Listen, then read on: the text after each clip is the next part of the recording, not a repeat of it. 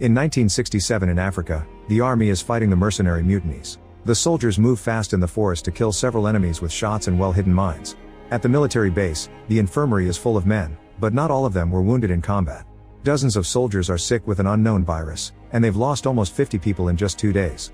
Soon a helicopter drops off officers William and Donald, who are wearing hazmat suits.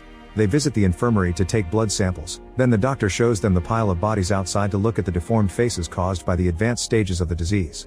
The duo promises to send a plane before leaving on the chopper. A few hours later, people at the base see a plane approach and celebrate because they think they're being rescued. However, the plane bombs the area, killing every person there with one single explosion. Meanwhile, the infected monkey finds a house and a child to play with. At the lab, Sam is shocked to see that the monkey is feeling better. However, the antiserum hasn't been working in humans, which means it only cures the original virus, and the army has been hiding a Motaba cure all along. Suddenly Casey collapses and starts having a seizure. The team immediately takes him to a hospital room and uses various methods to calm him down.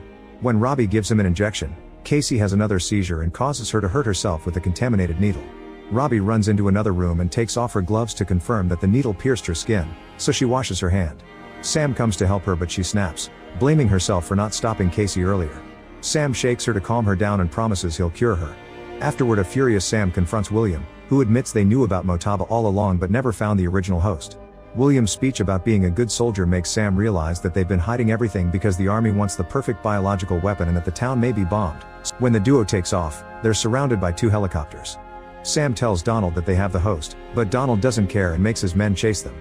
Salt shows off his piloting skills and flies under the bridge. However, one of the helicopters manages to copy his moves and continues to chase them while opening fire. Then Salt flies incredibly high in the sky to pull in 180, and now he's behind the other helicopter. By forcing it into one particular direction, the enemy choppers almost crash into each other. While they pull some quick movements to avoid the crashing, Salt and Sam fly away safely. They also shoot a few missiles at the ground to make it look like they crashed, so their enemies are forced to stop and check. Later it's put in a cage and sent away on a ship, where the hunter shares his own food with it. The next day Sam goes to pick up his dogs and Robbie snaps at him, since he arrived much later than he promised. She didn't dare steal the dogs, so she had to postpone her trip. They argue over their pets and Sam decides to let her keep them, since they used to belong to both of them. Afterward, Sam and Casey go to the Military Research Institute and access the top level. While they're changing, Casey scolds Sam for not checking his hazmat suit, pointing at a tear on the sleeve before covering it with tape. Salt is already in the lab and has started most of the tests on the samples. Casey makes a joke about the virus named Motaba and throws a test tube at Sam, who panics to catch it. However, the tube is empty and Casey reminds him to handle lab equipment carefully. When the tests are ready, the men watch the results in shock. The virus multiplied at an alarming speed, and in just 5 hours, it killed all the cells in the sample. William soon joins them and gives them a sample of the virus he saw back in 1967 for comparison. Later, William meets with Donald to look at the results of the comparison tests. They confirm that the Motaba virus is the same thing they saw in Africa in 1967, which means it escaped the bombing. Donald tells William to lock up the virus and get Sam off the case since they must keep it secret. The next day Sam rushes to William's office to complain because he was assigned to a different case in Mexico. William insists that Motaba is contained and they argue for a while, but the orders don't change. In private, Sam calls Robbie and tells her to request a virus alert from the CDC, but Robbie explains she can't make that request just based on his feelings. After lots of arguing, she hangs up on him. Later, Robbie ends up telling her superior about the virus anyway, but he also believes that it's contained. In a biotest animal facility in California, the infected monkey is held in a cage. At night, a worker named Jimbo steals the monkey in his car and bribes the guard to buy his silence. In the morning, Jimbo is still driving, and the monkey spits on his face. Eventually, Jimbo makes it to a pet shop in Cedar Creek and tries to sell the monkey, who scratches the store owner's arm when he grabs it. A monkey in the neighboring cage steals the infected pet's banana too. The store owner is now angry and refuses to buy, so Jimbo decides to release the monkey into the woods. In the evening, Jimbo gets on a plane and starts feeling so sick that he loses his appetite. Robbie and her team finish talking to every passenger from the Boston plane and confirm that nobody got infected. Their celebration is interrupted when a fax from Cedar Creek arrives telling them about more cases. When Sam hears the news, he goes to William to ask for help, but William thinks the CDC can handle it and tells Sam to go to Mexico anyway. Sam ignores his orders and manipulates the pilots to convince them to send him to Cedar Creek. Meanwhile, William enters the vault to get a mysterious sample. Then he talks to Donald, who explains that the Californian governor has asked the president for federal help. They need to contain the virus before the news reaches the media to avoid another bombing. That night, thousands of military trucks and choppers surround Cedar Creek to put it under lockdown. The next morning, Robbie arrives with her CDC team and finds all the roads and bridges blocked. The CDC is allowed to pass, but reporters are being kept outside. In town, Robbie meets the authorities and discovers that Sam is already there. Sam and Robbie check the isolated room, where all the patients from the theater are slowly getting worse. A doctor calls them when a new patient arrives with the same symptoms. This patient was in a car crash but wasn't in contact with any of the sick people, so Sam realizes with horror that the virus is airborne. Then Robbie and Sam leave the hospital and are surrounded by a crazy crowd demanding an explanation. They hurry to the CDC lab to reunite with Salt, who has made a comparison between the sample they brought from Africa and the one in town. A slight difference in its code confirms that it's evolved to survive longer in the air, so it's spreading like the flu. They look at all the names of the infected people and notice that one of them died from the old virus, while another one died of the new one. This means the host animal is carrying both types. Robbie reads the files and realizes one of the dead guys was a pet store owner, so she'll go there to get all the available animals for testing. Then Sam goes to see William, who just joined the operation and wants to arrest him for disobeying orders. Sam snaps as he explains that the virus mutated, which finally causes William to give in and let him work. Outside the blockade, reporters are allowed to say on camera that there's a new virus but that it's been contained. So reporters doubt the official containment story. A curfew is put in effect and the soldiers patrol the streets to send everyone home. If anyone is found outside, they'll be arrested. In the afternoon, Sam discovers that the latest crew of soldiers has arrived with several bags of medicine that they administer to the patients. He asks William about it and learns that the bags contain an experimental antiserum. However, William refuses to say how he got it. Sam accuses him of keeping too many secrets, but their argument is interrupted by one of the first patients dying. Then Sam takes an antiserum bag and asks Salt to test it on the monkey. Soon the virus is spreading through town. Any person feeling sick must hang a white fabric outside their house so the soldiers can pick them up and take them to the hospital. A mother says goodbye to her children before leaving and the father has to stop the kids from touching her. Tests indicate that most of the town is infected now, so there's no more room in the hospital and the military has to set up tents to isolate the patients. In the lab, tensions are high because nobody is getting enough sleep. Casey is so sleepy that he almost passes out in front of the microscope and walks away without disconnecting the air tank from his hazmat suit, which causes it to tear. He quickly leaves without a word, but Robbie sees him and follows him. After going through the decontamination chamber, Casey tells Robbie that he only got a scare. At the White House, Donald tells the authorities that the virus will be all over the country in 48 hours, so they should bomb the town. However, the chief of staff needs several experts to present proof that bombing is the only choice, otherwise the rest of the country will destroy their careers for killing so many people. That night, the soldiers pile up all the bodies in a shack and burn them down. Some news teams try to take footage from their choppers, but the military helicopters quickly chase them away. People in town are rioting because they want to leave, so the soldiers have to use force to keep them back. Two men get in their trucks with their families and start driving through various structures until they manage to leave the town, so the military chases after them. A helicopter blocks them and opens warning fire, yet the men keep on driving and one of them even shoots back. The soldiers keep the fire going until one of the trucks explodes, killing everyone inside. Seeing this, the other truck stops and the soldiers arrest the family. Military virologist Sam is at home bathing his dogs when he gets a call from William, who informs him there's been a level 4 virus outbreak in Africa. The World Health Organization will send a team, but the US Army wants Sam to be there first. Before leaving, Sam drops off his dogs with his ex-wife Robbie, a scientist who works for the Centers for Disease Control and Prevention or CDC. Robbie asks him to take some boxes with his things, but he gets offended when he realizes she's giving him all the pictures of them. During his flight, Sam meets Major Salt, who doesn't have any experience with virus outbreaks. Sam tells Salt that he needs to be ready to see some unique things, and Lieutenant Colonel Casey starts describing the disgusting symptoms of this unknown virus.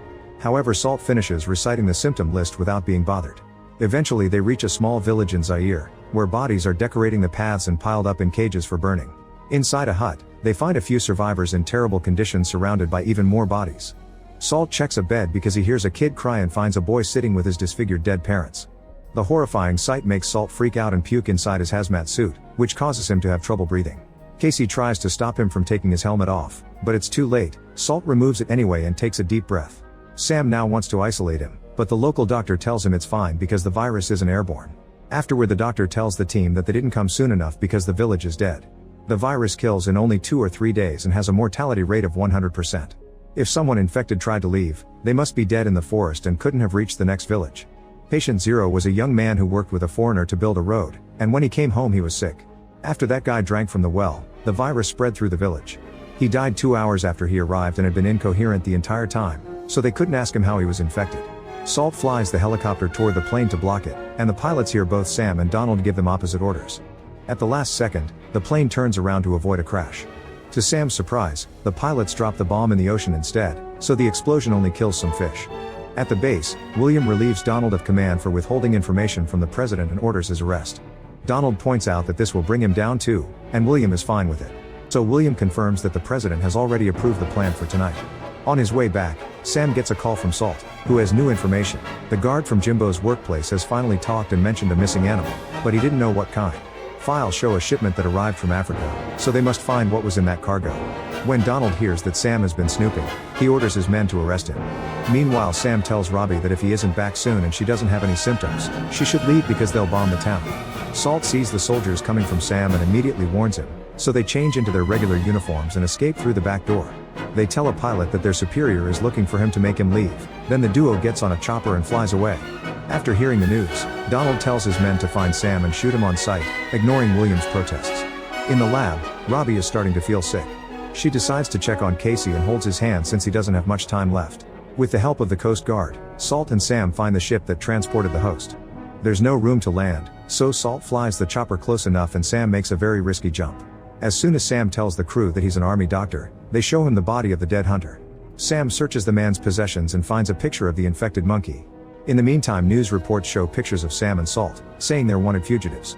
At that moment, the duo bursts into the studio and crashes the transmission to show the picture of the monkey, asking everyone in the country to call if they've seen it. A mother immediately recognizes the monkey her child has been playing with and calls the CDC. When Sam and Salt leave on the helicopter, the cops open fire at them to no avail. Sam gets a call from the studio with the address to find the monkey, so they head there. The call is intercepted by the army, so Donald gets on his way too. Meanwhile, William gets the plane ready for the bombing. At the house, the child explains that the monkey is in the woods and only comes out for her.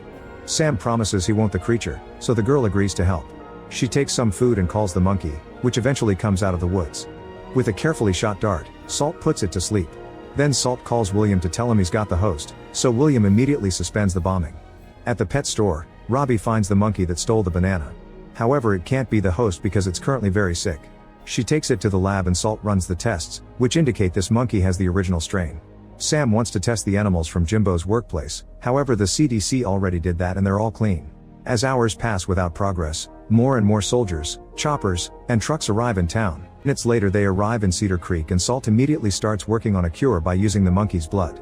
Sam checks on Robbie, who doesn't have much time left either. He decides to take off his helmet and makes her touch his face in case it may be their goodbye. Once Salt finishes the serum, he immediately injects Robbie with it. When Donald arrives, he orders his soldiers to bomb the town while ignoring William's concerns again. Sam notices that Robbie is getting better, but his celebration is interrupted by Salt, who tells him that the plane is coming. The duo runs to get back on their chopper and Sam uses the radio to tell the pilots that he has the cure. The pilots don't answer, so Sam scolds them for following orders instead of doing the right thing. He also reveals that their superiors knew about the virus all along. William picks up the radio and pretends to scold Sam while giving him a tip. If he gets in the way of the plane, the pilots can't bomb the town. The local witch doctor isn't sick and the doctor explains that the man stayed in his cave for a whole week. This witch doctor believes that the gods are angry because foreigners are destroying their land, so the virus is a punishment. During the flight home, Salt apologizes for his reaction while Casey writes a report that they immediately send home. That night, Sam crashes a party to ask William to issue an alert. However, William refuses because he thinks the virus won't spread thanks to its high mortality rate. Meanwhile, outside the village, a monkey accidentally falls into a hunter's trap. A child wants to have the cookie Jimbo abandoned, but his mother doesn't let him. When the plane lands in Boston, Jimbo meets with his girlfriend and they share a kiss before he starts feeling dizzy. In the pet store, the owner collapses and breaks the fish bowls as he falls.